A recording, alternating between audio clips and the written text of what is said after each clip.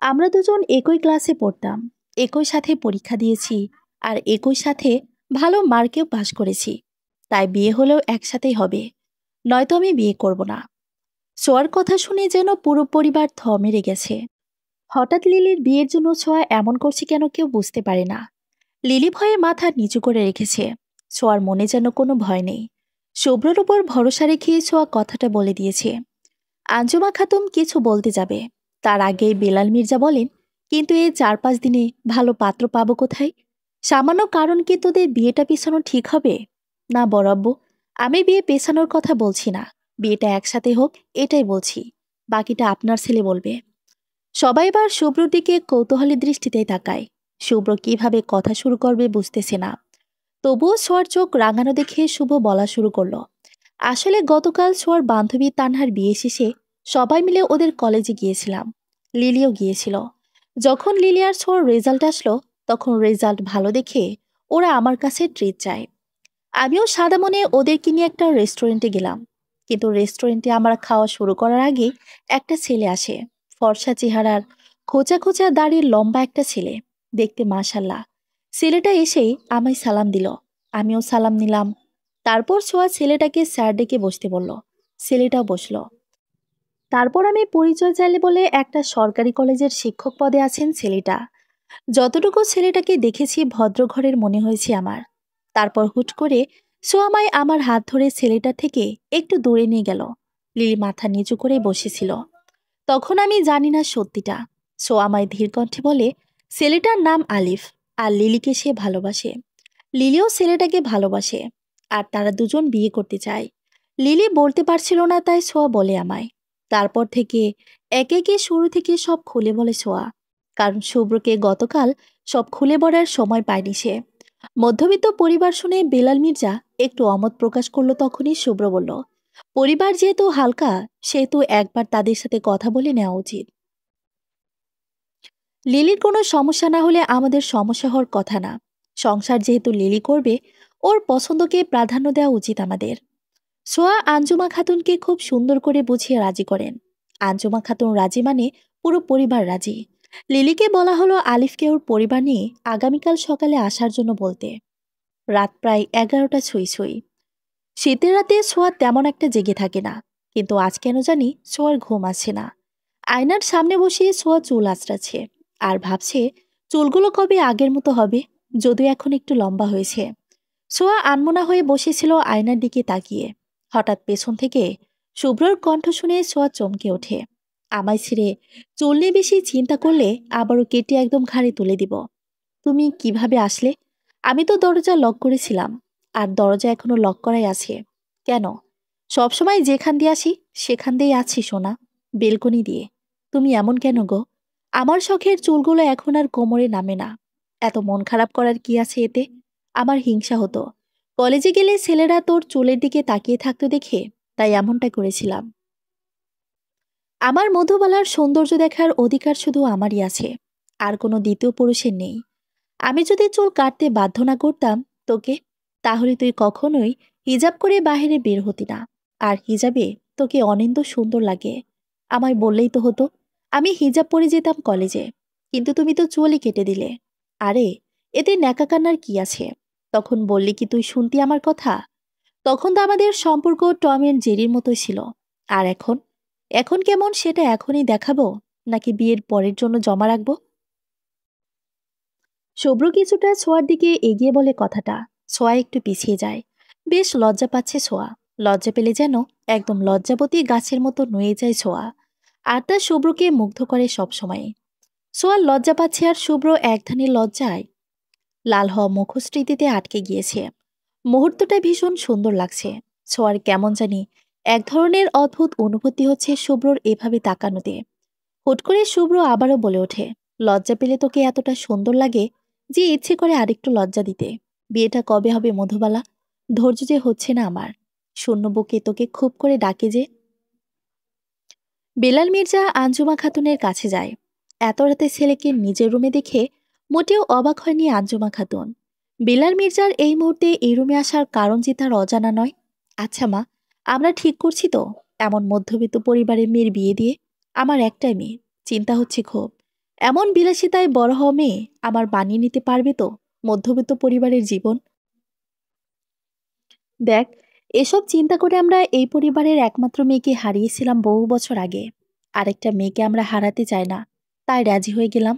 আর যেখানে মেয়ে নিজেই পছন্দ করে সে সব জেনে, সেখানে আমরা মেনে না নিলে হতে পারে বহু বছর আগে যেটা ঘটেছে সেটার পুনরাবৃত্তি আবারও।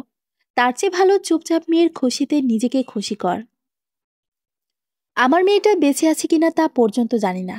এত অভিমান আমার মেয়েটার, যে বাবার মৃত্যুতেও একটু আসেনি আমাদের দেখতে। মায়ের সাথে কথা বলে জীবন মির্জা নিজের রুমে চলে যান। মনটা কেমন জানি অদ্ভুত রকমের হয়ে আছে। আগামীকাল ছেলেপক্ষ আসলে কি হবে সেটা ভেবেই জীবন মির্জার মনটা ছটফট করছে খুব। নাজমা বেগম বলেন, শুধু শুধু চিন্তা করে কেন নিজেকে অসুস্থ করে তুলছেন? এমনিতেই আপনাদের সব ভাইয়ের লো প্রেশারের সমস্যা আছে, তার উপর আবার চিন্তায় থাকেন সব সময়ই। এত চিন্তা করবেন না তো, যা হবে ভালোই হবে। আল্লাহর উপর ভরসা রাখুন। বেলাল মির্জা কিছু বললেন না, বিছানায় গা এলিয়ে দিয়ে চোখ দুটো বুজে নেন। নাজমা বেগম একটা দীর্ঘশ্বাস ছাড়েন।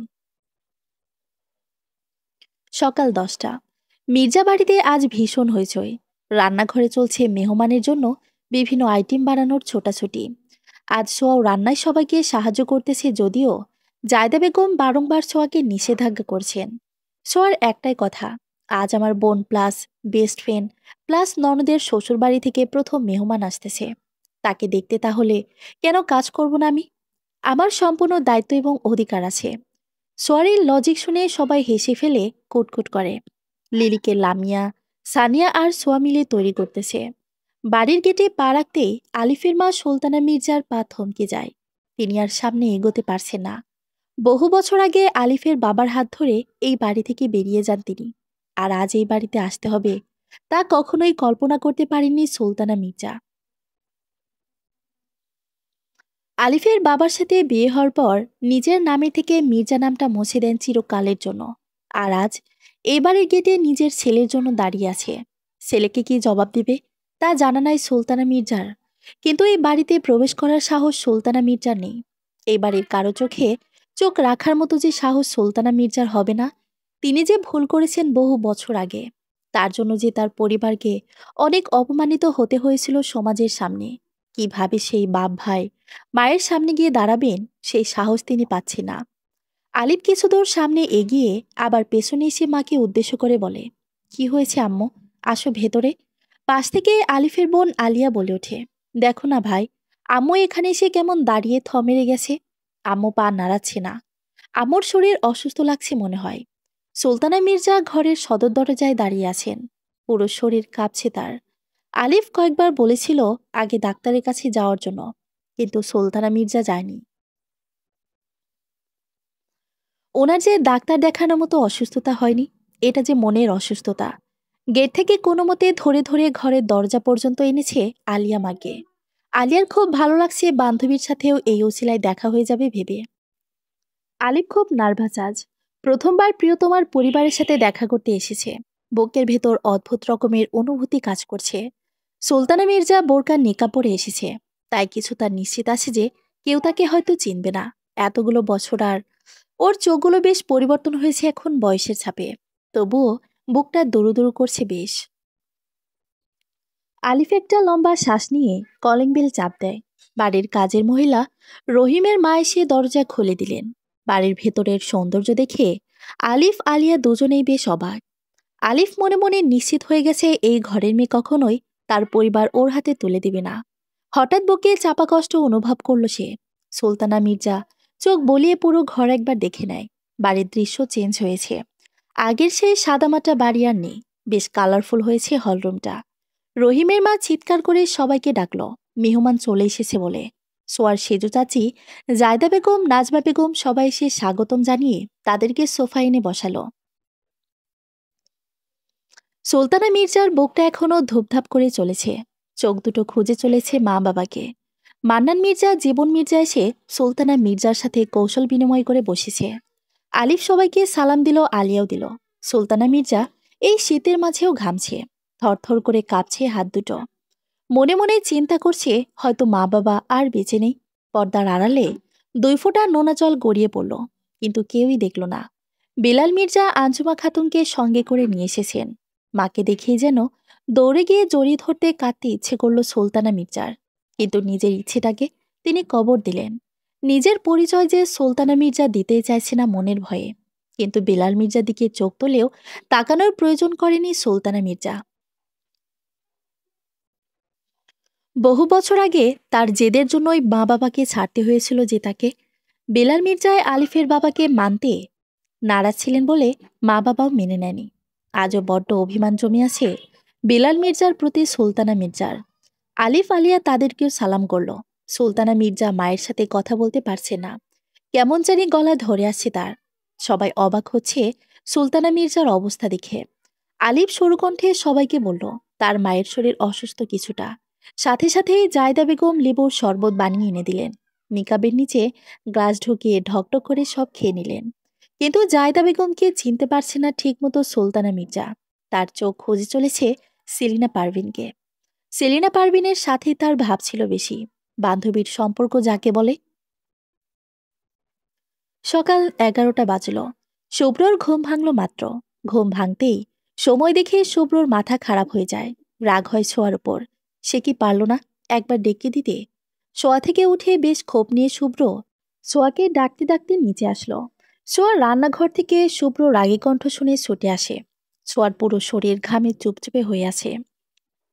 শীতের মাঝেও মেয়েটা ঘেমে নিয়ে একাকার। প্রথমবার এত কাজ করেছে বলে কথা। সোয়া শুভ্র দুজনেই মেহমান দেখে অবাক।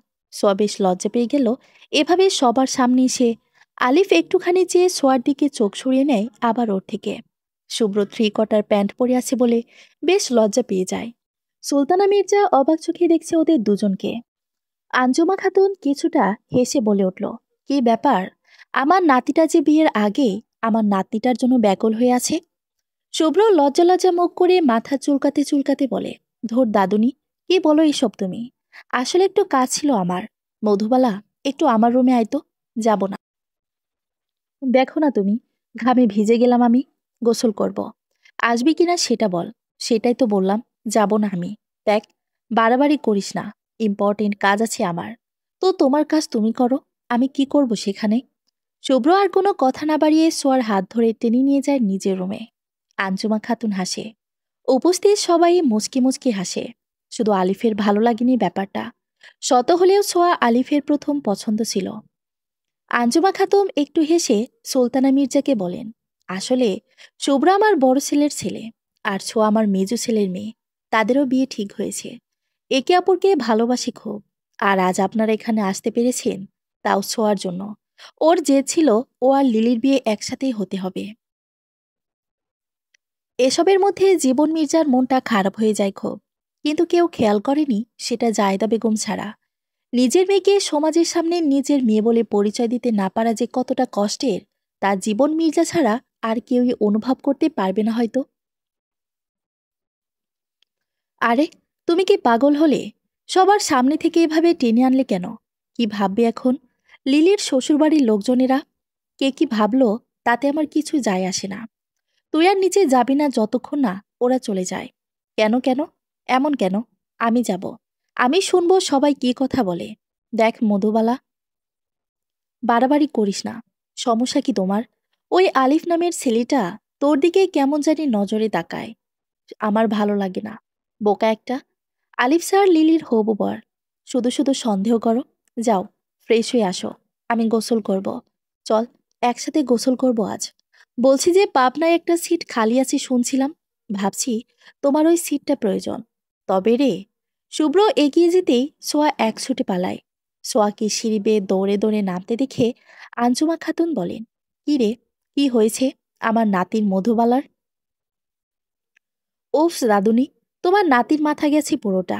পাবনায় সিট বুকিং করতে যাচ্ছি। নিজের রুমের দিকে ছুটতে ছুটতে সোয়া বলে কথাটি। সবাই কুটকুট করে হেসে ওঠে। একটু পর লিলিকে এনে সবার সামনে বসানো হয়। শুভ্র এসে বসে। সুলতানা মির্জার বেশ পছন্দ হয় লিলিকে। কিন্তু বুক কাঁপুনির জন্য তিনি কোনো কথাই বলতে পারছে না। তবুও দু একটা কথা তো বলতেই হচ্ছে। সোয়া এসে শুভ্রর পাশে দাঁড়ায়।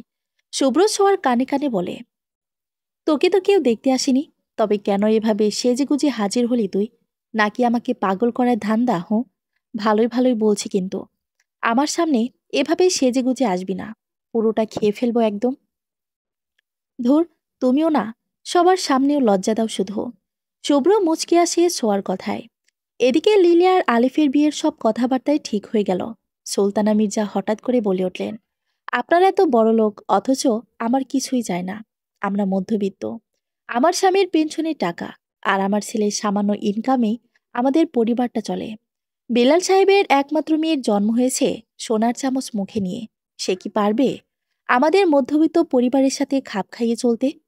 আর বেলাল সাহেবের কি কোনো সমস্যা নেই এত নিচু পরিবারের সাথে তার মেয়ের সম্পর্ক করতে যাচ্ছে? সুলতানা মির্জার কথা শুনে সবাই অবাক। বেলাল মির্জা যে মন থেকে রাজি নেই সেটা সবাই জানে। বেলাল মির্জা একটু গলা খাকারিতে বলেন, না বেআইন, আমার কোনো সমস্যা নেই। আমার মেয়ের সুখটাই আমার কাছে সব। বহু বছর আগে নিজের বোনের সুখটা তো মেনে নিতে পারেননি, তবে আজ নিজের মেয়ের বেলায় এমন চমৎকার কিভাবে হলো? বোনের কি কোনো অধিকার ছিল না নিজের জীবনের সিদ্ধান্ত নেওয়ার, সুখে থাকার? অথচ নিজের মেয়ের প্রেমকে ঠিকই মেনে নিচ্ছেন মধ্যবিত্ত পরিবার জেনেও। বাহ বেলাল মির্জা, বাহ! মুখের নিকাব তুলে কথাগুলো বলেন সুলতানা মির্জা। আঞ্জুমা খাতুন সহ পুরো পরিবার যেন বিস্ময়ের মধ্যে চলে গেছে, শুধু বাড়ির ছোটরা ছাড়া। আঞ্জুমা খাতুন একদম সরু কণ্ঠে বললেন, আমার ছোট্ট রাজকন্যাটা। আঞ্জুমা খাতুন মেয়েকে জড়িয়ে ধরে বসে আছেন। মা মেয়ে দুজনেই কাঁদছেন বোবা কান্না। মেয়েকে পেয়ে আঞ্জুমা খাতুন যে মহাখুশি তা সবাই স্পষ্ট দেখতে পাচ্ছে।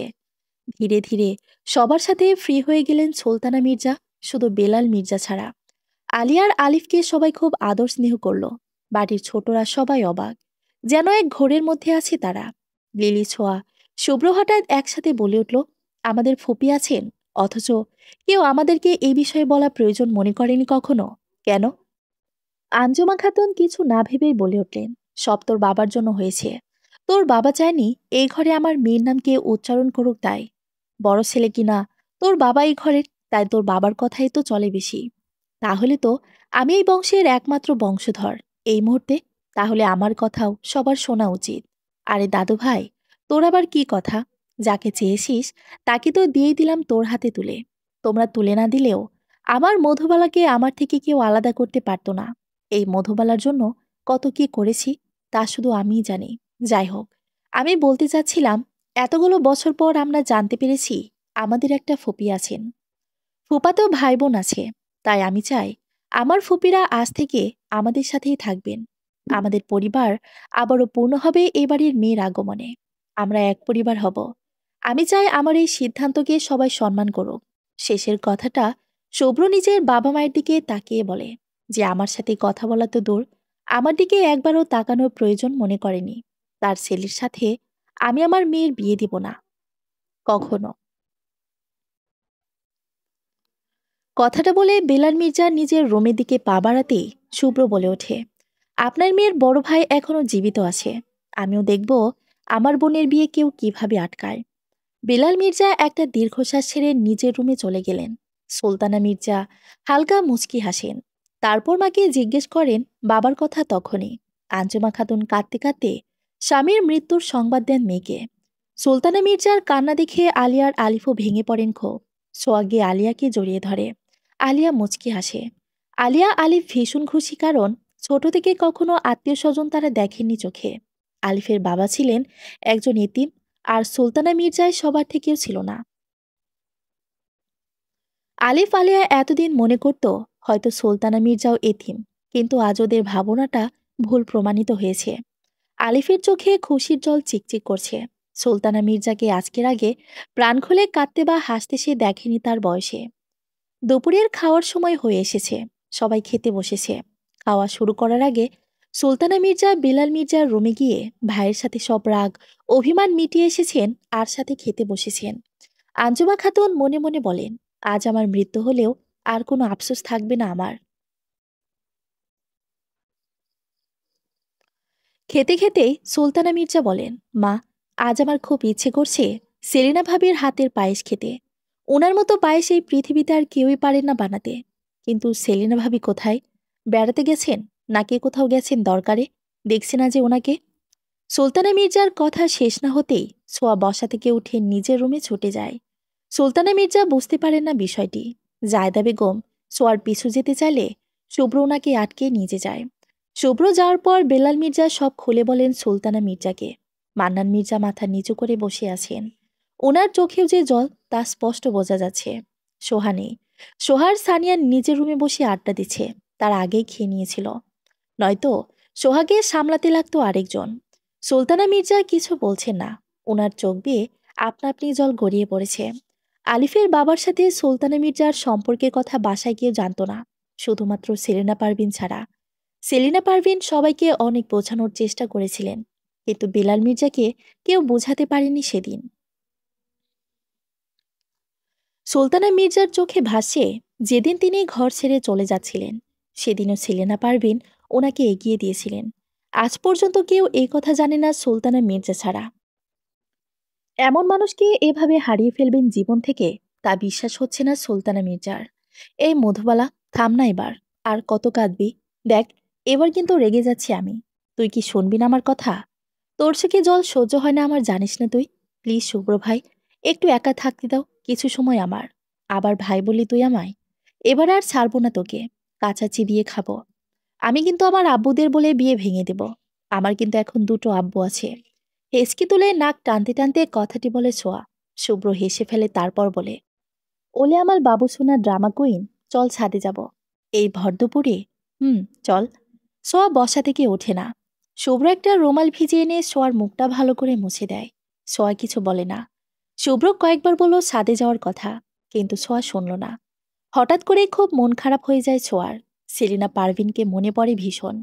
শুভ্র আর কিছু না বলে সোয়ার কোলে মাথা রেখে শুয়ে পড়ে। সোয়া খাটে আতশোয়া হয়ে বসেছিল।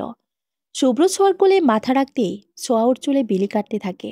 এভাবে অনেকক্ষণ থাকার পর দুজনেই ঘুমে তলিয়ে যায়।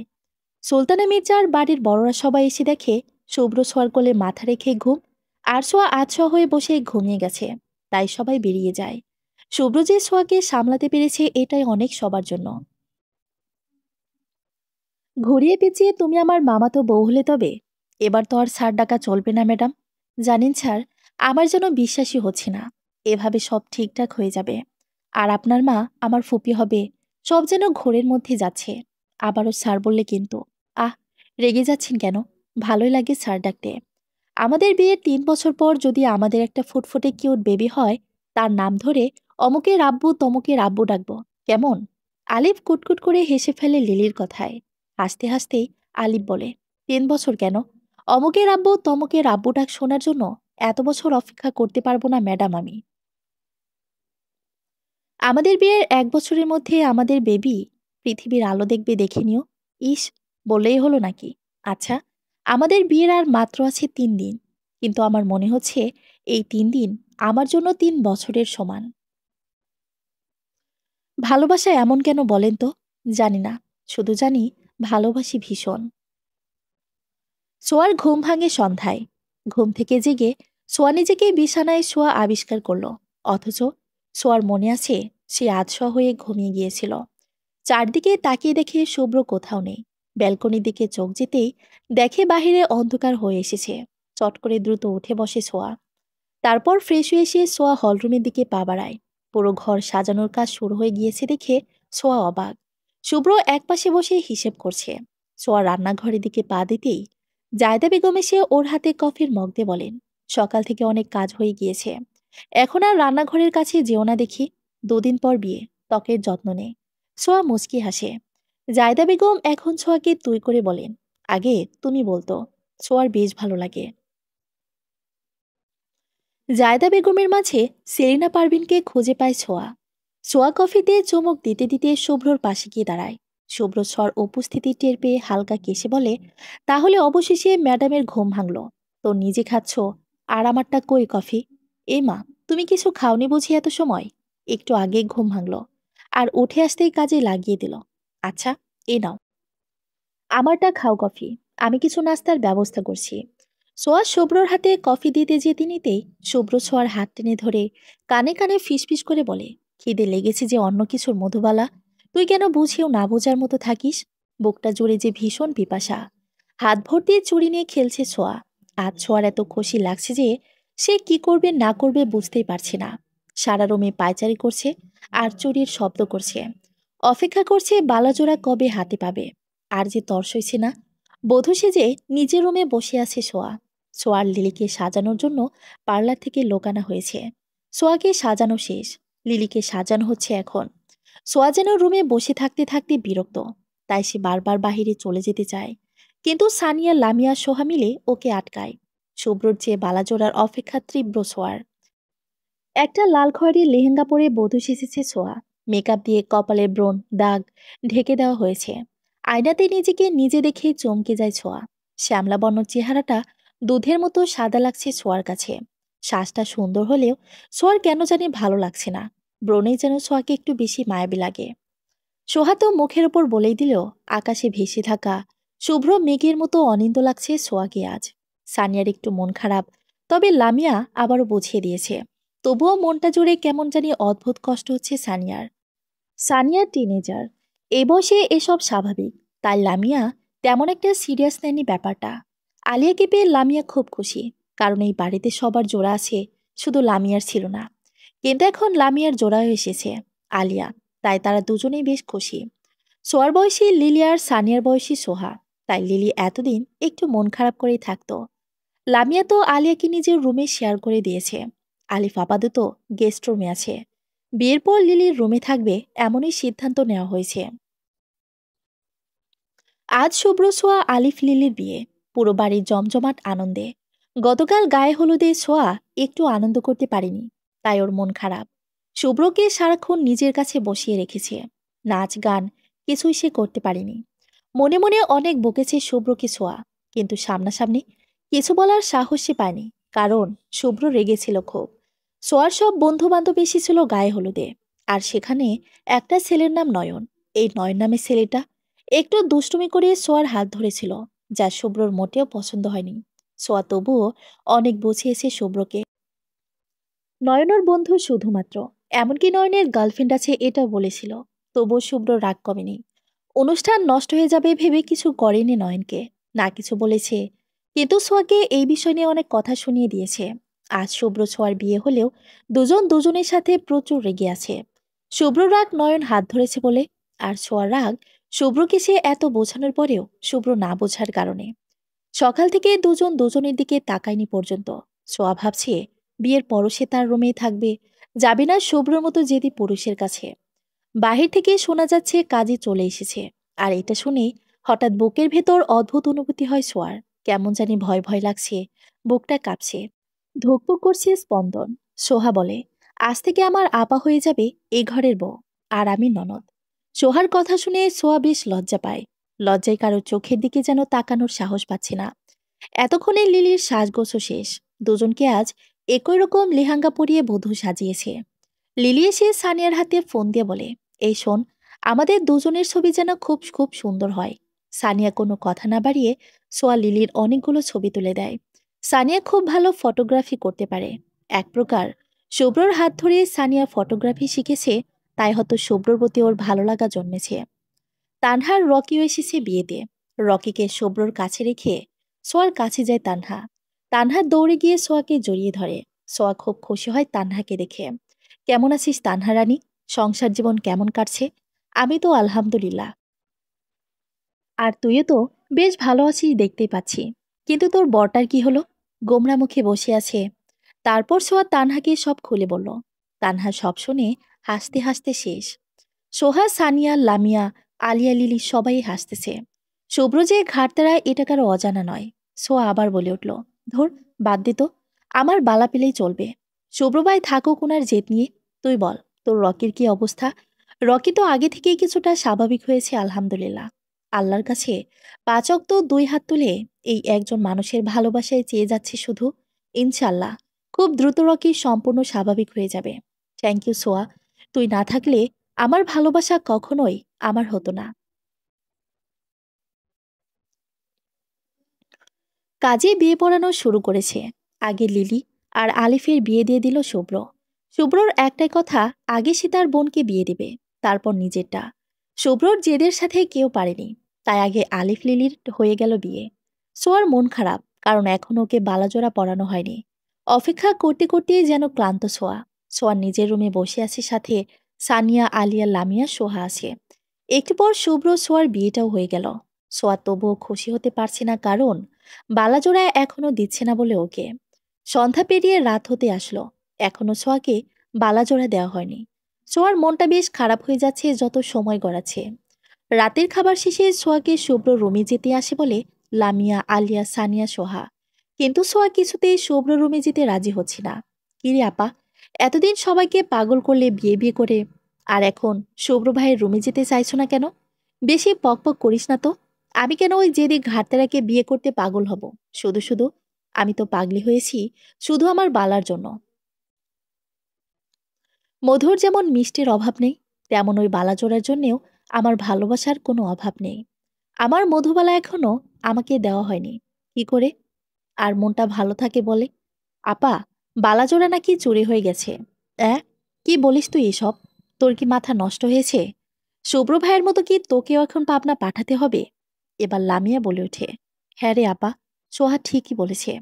চোরকে নাকি শুভ্র ভাই ডেকেছে। কি বলিস? শুভ্র ভাই কোথায় এখন? শুভ্র ভাই তো চোরকে ধরতে চোরের পিছু নিয়েছে। আমার বালাজোড়া। সোহা সত্যি সত্যিই কেঁদে ফেলল। সবাই অবাক। সামান্য বালার জন্য কেউ এত পাগলামি করতে পারে, কারো জানা ছিল না। আলিয়া তো সবার থেকে বেশি অবাক, কারণ সবাই আগে থেকেই সোয়ার এমন পাগলামির সাথে অভ্যস্ত হলেও আলিয়া এসবের জন্য একদম নতুন। সোয়ার বালার প্রতি এমন অদ্ভুত টান, পাগলামি, শুভ্রর ভালোবাসা আলিয়ার মনে দাগ কেটেছে। আলিয়া বেশ উপভোগ করছে বিষয়টা। লিলি ছাড়া সবাই আছে এখানে। লিলি নিজের রুমে হয়তো বাসর করছে, আর সোয়া এখনো ন্যাকামি করতেছে। সব বোনেরা মিলে কোনো মতে বুঝিয়ে সোয়াকে শান্ত করার চেষ্টা করছে, কিন্তু পারছে না। সোহা গিয়ে জায়দা বেগমকে ডেকে নিয়ে আসে। উনি এসে সোহাকে আদর স্নেহ করে বোঝায়, তারপর বলে, শুভ্রকে রুমের দিকে যেতে দেখেছেন তিনি। সোয়া এই কথা শুনেই, শুভ্র ভাই এসেছে? আমার বালা এনেছে তো, তুই নিজে গিয়ে দেখে আয়। জায়দা বেগম কথাটা বলার সাথে সাথেই সোহা দুই হাত দিয়ে লেহেঙ্গা উপরের দিকে একটু তুলে ছুটে যায় শুভ্র রুমের দিকে। শুভ্র রুমের দরজা খোলা। সোয়া হাত লাগাতেই দরজা খুলে যায়। সোয়া একটা বড় নিঃশ্বাস ছেড়ে ভেতরে ঢুকতে দেখে পুরো রুম অন্ধকার। সোয়া একটু ভয় পেয়ে ঢুক গেলে সরু কণ্ঠে বলে ওঠে, শুভ্র ভাই, এই মধুবালা, আরেকবার ভাই ডাকলে বালা পাবি না বলে দিলাম। তোর বালা এখন আমার কাছে বন্দি। বালা পেতে হলে ভাই ডাকা ছাড়তে হবে, কথা দে। শুভ্র কথাটা বলেই বাতি জ্বলে ওঠে রুমের। সোয়া ঘরের সাজসজ্জা দেখে বিস্মিত। পুরো ঘর কাঁচা ফুল দিয়ে সাজানো হয়েছে, তাও ছোঁয়ার পছন্দের ফুল কাঠগোলাপ দিয়ে। বিছানায় লাভ আকৃতি করে হলুদ কাঠগোলাপ দিয়ে, মাঝখানে লাল গোলাপের পাপড়ি দিয়ে সাজানো হয়েছে। পুরো রুমে ছোট ছোট রঙিন লাইট চালানো হয়েছে। ছোঁয়া এক পা সামনে এগোতেই ওর মাথার উপরে অসংখ্য গাঁদা ফুল আর কামিনী ফুলের পাপড়ি বৃষ্টির ন্যায় ঝরে পড়ে। শুভ্র বুকে হাত গুজে দাঁড়িয়ে আছে বিছানার পাশে, মুখে মৃদু হাসি নিয়ে। সোয়া অপলকে তাকিয়ে আছে শুভ্রর দিকে। শুভ্রর মুখে রহস্যময় হাসি। সোয়াকে অবাক নয়নে তাকিয়ে থাকতে দেখে শুভ্র আবারও বলে, কি এমন করে কি দেখছিস মধুবালা? বালাজোড়া কি লাগবে না? সোয়ার চোখ বেয়ে হঠাৎ গড়িয়ে পড়ে নোনা জল। শুভ্র তো সোয়ার চোখে জল দেখে একটু এগিয়ে এসে সোয়াকে বিছানার একপাশে বসিয়ে সোয়ার হাত দুটো নিজের হাতের মুঠোয় ভরে বলল, কি হয়েছে মধুবালা? সারাদিন তোর সাথে কথা বলিনি বলে অভিমান করেছিস? তোকে সারপ্রাইজ দিব বলেই তো সারাদিন রেগে থাকার অভিনয় করেছি। সারাদিন যদি আমি তোর সাথে স্বাভাবিক আচরণ করতাম, তবে তুই নিজেই ছুটে ছুটে আমার রুমে চলে আসতি বারংবার, আর আমার সাজানো গোছানোই হতো না। তাই তো সারাদিন তোকে ইগনোর করেছি, যাতে তুই আমার রুমে না আসিস। আর এখন তো তোকে বালাচুরির মিথ্যা নাটক করে আনতে হয়েছে আমার রুমে। তুই যে ভীষণ জেদি, সেটা কি আমার চেয়ে ভালো কেউ জানে? তুই যে শুধু আমার মধুবালা, আমি ছাড়া তোর সবটা আর কি বা জানতে পারে বল? এত কিছু করেছো আমার জন্য, অথচ এখন অবধি ভালোবাসি কথাটা একবারও বললি না। থাক, বলতে হবে না আমার বালা কোথায়। বালা দাও বলছি, নয়তো সবাইকে বলে দিব তুমি ঘুমের ঘোরে নাক ডাকো। অ্যাঁ, কবে ঘুমিয়ে আমি নাক ডাকছি? আর ভালোবাসি বলতে হবে কেন? বুঝে নিতে পারিস না? আমি কি বলেছি তুমি নাক ডাকো? আমি তো বলছি বালা না দিলে সবাইকে এটা বলে মজা নিব। ছি ছি মধুবালা, তুই তো দেখছি নিজের মান সম্মান নিজে মাটিতে মিশাতে যাচ্ছিস। ছোঁয়া ভ্যাবাচাকা খেয়ে যায়। শুভ্র ছোঁয়ার অবস্থা বুঝতে পেরে বলে, কি রে, কি ভাবছিস? আরে গাধি, এখন আমরা স্বামী স্ত্রী। তাই আমার সম্মানহানি মানেই তো তোরও সম্মান নষ্ট হওয়া। তাই এখন থেকে আমার সম্মান নিয়ে টানাটানি করলে তোকে ভাবতে হবে আগে নিজের সম্মানের কথা। বুঝিসিস গাধি? দেখো, গাধি বলবে না। আমি বুঝি না তোমার কথার আগা মাথা। আমার বালা দাও বলছি। ইস, বোঝে না কথার আগা মাথা। অনার্স পাশ করা একটা মেয়েকে এত ন্যাকামিতে মানায় না। শোন, এখন স্কুলের মেয়েরাও তোর থেকে ভালো বুঝে এসব। বাদ দে, আগে প্রমিস কর আজকের পর আর ভাই ডাকবি না বলে বালা পাবি, নয়তো জীবনেও আর বালা চোখেই দেখবি না। আচ্ছা আচ্ছা, কথা দিচ্ছি। আর এই জীবনে বেঁচে থাকতে কখনো বলবো না শুভ্র ভাই। এবার দাও না আমাকে আমার বালা জোড়া। আর যে তর সইছে না। শুভ্র ছোঁয়ার হাত থেকে আলতো ছোঁয়ায় এক এক করে সব চুড়ি খুলে নেয়। ছোঁয়া কিছু বলে না, শুধু দেখে শুভ্র কি করতে চায়। চুড়ি সব খোলা শেষ হলেই শুভ্র একটা ড্রয়ার থেকে বালা দুটি নিয়ে ছোঁয়ার হাতে পরিয়ে দেয়। ছোঁয়া অপলক কিছুক্ষণ তাকিয়ে থাকে নিজের হাতে জড়িয়ে থাকা বালা জোড়ার দিকে। তারপর নাক টেনে কান্না জড়িয়ে দেয়। এটা যে খুশির কান্না শুভ্র ঠিক বুঝতে পেরেছে। ছোঁয়া কিছু না ভেবেই হঠাৎ ঝাঁপিয়ে পড়ে শুভ্রর বুকে। শুভ্র একটা মুচকি হাসি দিয়ে নিজের সাথে আরো শক্ত করে জড়িয়ে নেয় ছোঁয়াকে। শুভ্র আস্তে করে বলে, এই মধুবালা, কাঁদছিস কেন? তোর চোখে সুখের অশ্রুও আমার কাছে অসহ্য লাগে যে। ভীষণ ভালোবাসি তোকে মধুবালা। তুই আমার প্রথম স্বপ্নদোষের কারণ। মধুবালা, তাই তো তোর প্রতি না চাইতেও দুর্বল হয়ে পড়ি। তুই আমার প্রথম অনুভূতি, আমার প্রথম হৃদয়ে ফোটা সদ্য ফুল। সোয়া কিছু বলে না, শুধু নাক টেনে টেনে কান্না করে। শুভ্র একটু হেসে আবারও বলে, এই শীতে আমার শেরওয়ানি ভিজিয়ে দিচ্ছিস কেন? নেকা কান্না করতে করতে। শীত শীত লাগে তো, চুপ করবে তুমি? এটা বলেই ছোঁয়া চুপ করে আবারও শুভ্রর বুকে উষ্ণতা অনুভব করতে ব্যস্ত হয়ে যায়। এভাবেই কেটে গেল অনেক সময়। রাত প্রায় 2টা 30 মিনিট ছুঁই ছুঁই। সোয়া শুভ্রর বুক থেকে মাথা তুলে বলে, চলো না একটু ছাদে যাই। আজ পূর্ণিমা, চাঁদটা অনেক সুন্দর। শুভ্র একটা মিষ্টি হাসি দিয়ে সোয়াকে কোলে তুলে নেয়। শুভ্রর ইচ্ছে ছিল বাসরাতে ছাদে বইয়ের কোলে মাথা রেখে চাঁদ দেখার। সোয়া অজান্তেই তা পূরণ করার সুযোগ দিচ্ছে, তাই শুভ্র আর দেরি না করে সোয়াকে কোলে তুলে নিয়ে হাঁটা শুরু করে ছাদের দিকে। তোকে মধুবালা কেন ডাকি আমি, তুই জানিস? সোয়া শুভ্রর চুলে বিলি কাটতে কাটতে বলে, ওহো, বলো তুমি। মধু তো মিষ্টি, খুব মিষ্টি। কিন্তু আমার কাছে মধুর চেয়ে দামি তোর মুখের এই মিষ্টি হাসি। আর তুই পাগল খানদানি বালার জন্য, তাই তোকে মধুবালা ডাকতে ভীষণ ভালো লাগে আমার। আমি আমার বয়সন্ধিকালেই বুঝতে পেরেছি তোর প্রতি আমি দুর্বল, ভীষণ দুর্বল। কিন্তু কখনো কাউকে বুঝতে দিইনি আমি কিছু। জানিস, খুব কষ্ট হতো নিজের অনুভূতিগুলো লুকাতে, তবুও লুকিয়ে রেখেছিলাম এতগুলো বছর। তুই বালার জন্য বারবার আমাকে বিয়ের প্রস্তাব দিয়েছিস, তবুও আমি নিজের অনুভূতিগুলোকে কন্ট্রোল করে রেখেছিলাম তোর পড়ালেখার জন্য। আমি চেয়েছি তুই শুধু বালা নয়, আমার জন্য কিছু অনুভব কর। কিন্তু না, তুই সবসময় আমার থেকে বালাকে বেশি গুরুত্ব দিয়েছিস। তাই রাগ হতো আমার খুব। যেদিন লিলি আমায় বলেছিল তুই আমাকে ভালোবাসিস, সেদিন আমি কতটা খুশি হয়েছিলাম তোকে বলে বোঝাতে পারবো না রে মধুবালা। তোর চোখের নেশায় 100 বছর আমি মাতাল হয়ে থাকতে চাই মধুবালা। তোর চোখ দুটো মদ্যপানীয়র চেয়ে বেশি নেশালো রে। আর এই নেশার ঝোঁক নিয়ে আমি বাঁচতে চাই অনন্তকাল, তোকে বুকে রেখে। থাকবি তো আমার বুকে লুকিয়ে দেহে প্রাণ থাকা অবধি? ছোঁয়া মাথা দুলিয়ে হ্যাঁ বলে। শুভ্র কুটকুট করে হেসে বলে ওঠে, এই চাঁদ দেখ, তোর পূর্ণিমার আলোর চেয়েও বেশি স্নিগ্ধ আমার মধুবালা, আমার ভালোবাসা। ছোঁয়া বেশ লজ্জা পায়। আজ প্রথম শুভ্রর চোখের দিকে তাকাতে ছোঁয়ার লজ্জা লাগছে। অদ্ভুত অনুভূতি হচ্ছে, শিহরণ জাগছে পুরো শরীর মন জুড়ে। ঠোঁটজোড়া কাঁপছে, চোখের পাপড়ি কাঁপছে। ঘন ঘন নিঃশ্বাস নিচ্ছে। শুভ্র বলে, চল বাগানে যাব। সোয়া হ্যাঁ সূচক মাথা নেড়ে সায় দিল। বাগানে এসে একটা বেলি ফুল ছিঁড়ে শুভ্র ছোঁয়ার কানে গুজে দিল। ছোঁয়া চটপট করে দ্রুত বলে, এটা কি করলে? রাতে গাছের পাতা ফুল ছেঁড়া নাকি ভালো না, দাদি বলেন। আমার বোকা মধুবালা, রাতেও ছেঁড়া যায় কিন্তু চেয়ে নিতে হয়। আমিও চেয়ে নিয়েছি গাছের রানী থেকে আমার পরীর জন্য। ছোঁয়া আবারও মাথা নিচু করে নেয় লজ্জায়। শুভ্র মুগ্ধ হয়ে দেখছে তার মধুবালার লজ্জায় লজ্জিত মুখশ্রী। দুজন হাঁটছে হাত ধরে। কুয়াশায় ঘিরে আছে পৃথিবী। শুভ্র শক্ত হয়ে সোয়ার হাত ধরে রেখেছে। সোয়ার ভীষণ ভালো লাগছে শুভ্রর হাত ধরে এভাবে হাঁটতে। সোয়া হাঁটছে আর বারংবার নজর দিচ্ছে হাতে জড়িয়ে থাকা বালাজোড়ার দিকে। শুভ্র খেয়াল করে বিষয়টা। শুভ্র মুচকি এসে বলে, জানিস, মেজম্ম মারা যাওয়ার আগের রাতে আমায় বলেছে আমি যেন তোকে সবসময় আগলে রাখি। আর তোর এই বালাজোড়া যেন তোর হাতে ছাড়া আর হাতে কারো না যেতে দেয়। জানিস, আজ আমার খুব ভালো লাগছে। মেজো আম্মুকে দেওয়া কথা আমি রাখতে পেরেছি। আম্মু কি আর কখনো ফিরে পাবো না আমি? আম্মু কি আর কখনো ফিরে আসবে না আমার কাছে? জানো, আমার চুলগুলো একটু একটু করে লম্বা হচ্ছে। ছোট চাচি আম্মু হেয়ার প্যাক লাগিয়ে দেয় সব সময়। আম্মু কি আসবে না আর কখনো আমার চুলে তেল লাগিয়ে বেনি করে দেওয়ার জন্য? আমি যে সবকিছুতেই আম্মুকে প্রচন্ডভাবে মিস করি। আজ আমার হাতে এই বংশের খানদানি বালা, অথচ আম্মু তা দেখছে না। জানো, কত কষ্ট হচ্ছে আমার। শুভ্র ইমোশনাল হয়ে যায় ছোঁয়ার কথায়। হাঁটতে হাঁটতে দুজন বাড়ির পেছনের দিকে চলে এসেছে। শুভ্র বুঝতে পারছে না কি বলে সে তার মধুবালাকে সান্ত্বনা দেবে। ছোঁয়া ক্লান্ত হয়ে বলে, চলো রুমে যাই, বড্ড বেশি ঘুম পাচ্ছে আমার। শুভ্র কিছু না বলে আবারও ছোঁয়াকে কোলে তুলে নেয়। ছোঁয়া বারণ করে, কিন্তু কে শুনি কার কথা? বাড়িতে যে বড়রা আছে শুভ্র তা খেয়াল নেই মোটেও। শুধু জানে তার মধুবালা আজ থেকে তার, সম্পূর্ণই তার। রুমে সে শুভ্র ছোঁয়াকে ওয়াশরুমের দরজায় দাঁড় করিয়ে বলে, যা চেঞ্জ করে আয়, কাপড় তো সব আমার রুমে।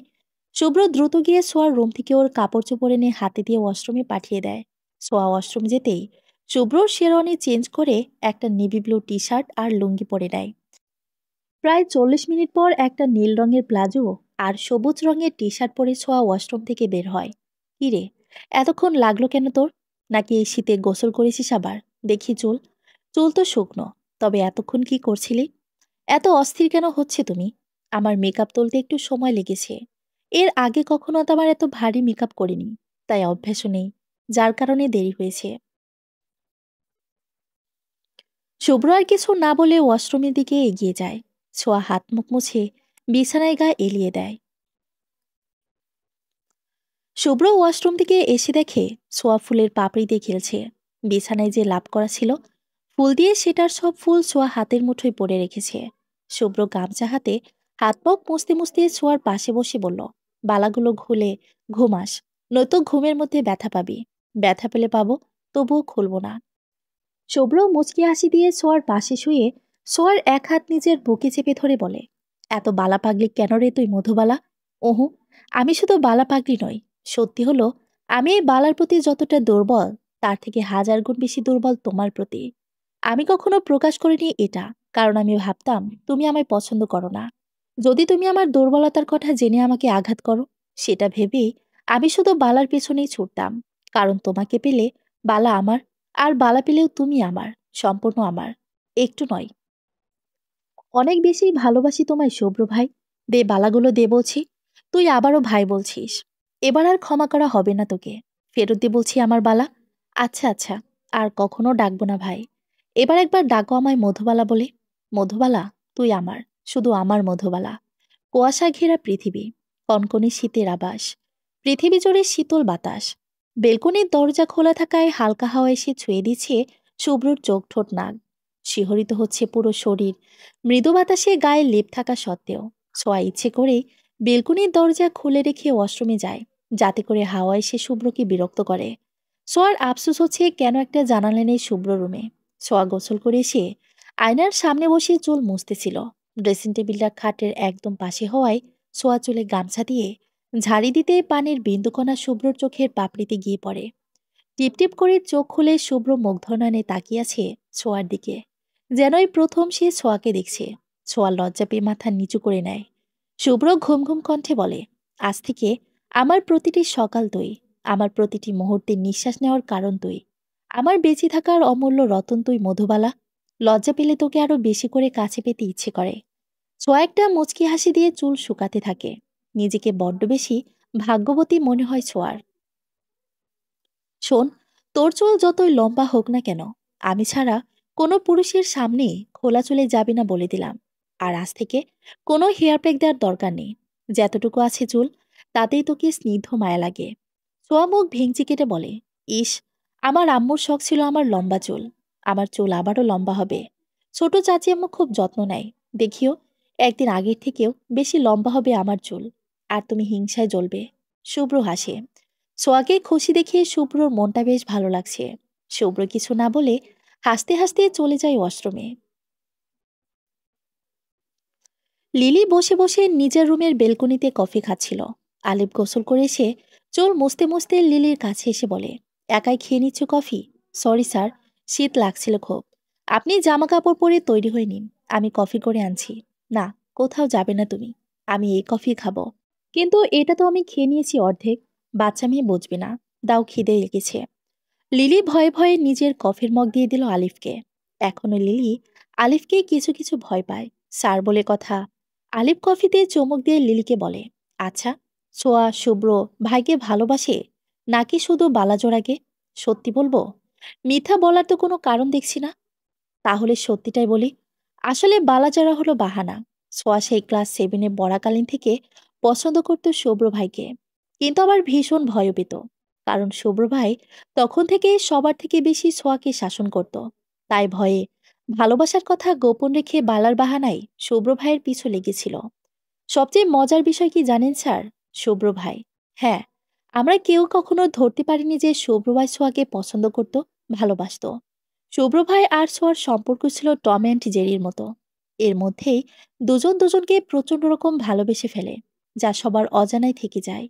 কিন্তু শুভ্র ভাইয়ের মনের খবর না জানলেও সোয়ার প্রতিটি অনুভূতি, শুভ্র ভাইয়ের প্রতিটা সবই আমি তা জানতাম। জানেন, আমার খালাতো বোন টিয়া শুভ্র ভাই আর সোয়াকে আলাদা করতে চেয়েছিল, কিন্তু পারিনি। কারণ সত্যিকারের ভালোবাসা এমনই হয়, কেউ তাদের আলাদা করতে পারে না, যদি দুজনের মনের মিল থাকে সীমাহীন। জানেন স্যার, আমার মনে হয় আমিও আপনাকে এতটা ভালোবাসতে পারিনি যতটা ছোঁয়া আমার শুভ্র ভাইকে ভালোবাসে। ভালোবাসা সত্যি অনেক সুন্দর, সদ্য ফোটা ফুলের মতো, হঠাৎ উকি দেওয়া রংধনুর মতো, শীতের সকালের এক মুঠো রোদ্দুরের মতো। ভালোবাসা সুন্দর। হুম। অবশেষে ছোঁয়ার ভালোবাসা পূর্ণতা পেল। আর আমাদের ভালোবাসা তো অনাকাঙ্ক্ষিতভাবেই পূর্ণতা পেয়ে গেল। ভালোবাসার এত শক্তি ভালো না বাসলেও বুঝতামই না। কথা দাও, সারা জীবনে এই অগোছালো মানুষটাকে আগলে রাখবে, ছেড়ে যাবে না কখনো। কথা দাও মায়াবতী, কথা দিলাম। দেহে প্রাণ থাকা অবধি ছেড়ে যাব না কখনো। আপনি শুধু এভাবেই ভালোবাসবেন আমায়, স্যার। আমার আর কোনো বিলাসিতা চায় না। আলিপ লিলির এলোমেলো চুলগুলো ঠিক করতে করতে বলে, একদিন তোমায় সব দিব আমি। একটু কষ্ট করো। তোমার বাপের বাড়ির মতো বড় না হলেও মোটামুটি একটা ঘর ভালোবাসার মহল তোমায় বানিয়ে দিব আমি। দেখতে দেখতে কেটে গেল একটা বছর। সোয়া 9 মাসে প্রেগনেন্ট। শুভ্র আজকাল কিছুটা বিরক্ত সোয়ার প্রতি, কিন্তু ভালোবাসা কমেনি বিন্দুমাত্র, বরং বেড়েছে বহুগুণ। সোয়া প্রেগনেন্ট হওয়ার পর থেকে শুভ্রকে একটু বেশি করে জ্বালায়। মাঝরাতে ঘুম থেকে ডেকে বলে আইসক্রিম খাবে, কখনো বা বলে ফুচকা খাবে, আবার পিৎজা, চিকেন, পরোটা ইত্যাদি এসব খাওয়ার বাহানা করে। শুভ্র প্রথম প্রথম ভালোবেসে এসব করলেও ইদানিং বিরক্তি অনুভব করে। কারণ শুভ্র বোঝে কিছু কিছু বাহানা ছোঁয়া ইচ্ছে করেই করে তাকে জ্বালানোর জন্য। একবার তো ছোঁয়া রাত 3টায় বাদাম খাওয়ার বাহানা করে। শুভ্র পুরো কিচেনে অনেক খুঁজে পায়নি বাদাম, কিন্তু ছোঁয়া নাসরবান্দা শুভ্রর কয়েকটা বন্ধুকে কল করে পরে এক বন্ধুর বাসায় ছিল, তারপর সেখান থেকে এনে ছোঁয়াকে দেয়। পরে বাদাম খেয়ে ছোঁয়া শান্ত হয়। কিন্তু শুভ্র জানি না সেদিনও ছোঁয়া ইচ্ছে করে এমনটা করেছিল। মনে মনে ছোঁয়া বলেছিল সেদিন, আরেকটু কষ্ট করো আমার একটা মাত্র শুভ্র ভাই, অনেক অপেক্ষা করিয়েছ, অনেক কষ্ট দিয়েছ, সেক্ষেত্রে এসব তো কিছুই না। এত এত ভালোবাসি শুভ্র ভাই। আজ হঠাৎ মাঝরাতে ছোঁয়ার ব্যথা উঠে যায়। ডেলিভারি ডেটের এখনো 3 দিন বাকি। 3 দিন আগে ছোঁয়ার ব্যথা ওঠায় সে কিছুটা ভয় পেয়ে যায়। শুভ্রকে ডাকার শক্তি সে যেন পাচ্ছে না। প্রচণ্ড ব্যথায় কেঁদে ফেলে ছোঁয়া। শুভ্রকে ধীর কণ্ঠে কয়েকবার ডাকে, কিন্তু শুভ্র ওঠে না। শুভ্র ভেবেছে আজও হয়তো কোনো বাহানা ধরবে, কিন্তু সোয়া যে অসহ্য ব্যথায় কাতরাচ্ছে সেটা লক্ষ্য করেনি শুভ্র। প্রায় 10 মিনিট পর সোয়ার সহ্য করতে না পেরে শব্দ করে কেঁদে দেয়। একটু শব্দ হতেই শুভ্র জেগে যায়। শুভ্র জেগে পাগলের মতো করতে থাকে সোয়ার অবস্থা দেখে। কি করবে না করবে সে বুঝতে পারছে না। সোয়া শুভ্রর পাগলামো দেখে প্রচণ্ড ব্যথার মধ্যেও মুচকে এসে বলে, চাচি আম্মু, সেজম্মু বড়াম্মু সবাইকে ডাকার জন্য। একটা ফুটফুটে মেয়ে শিশু কোলে নিয়ে অশ্রু চোখে সোয়ার দিকে তাকিয়ে বসে আছে শুভ্র। সোয়ার জ্ঞান ফিরতে শুভ্রকে এভাবে দেখে সোয়া একটা হাসি দেয়। চোখ বেয়ে পড়ে 2 ফোঁটা নোনা জল। সোয়া চোখ বলেই দেখলো পুরো কেবিনে কেউ নেই। নর্মালি বেবি হয়েছে সোয়ার, তবু একটু সিরিয়াস কেস হয়। ডেলিভারির পর ইঞ্জেকশন দেওয়া হয়েছিল। 30 মিনিট পর সোয়ার জ্ঞান ফিরে। শুভ্র চুপ হয়ে আছে।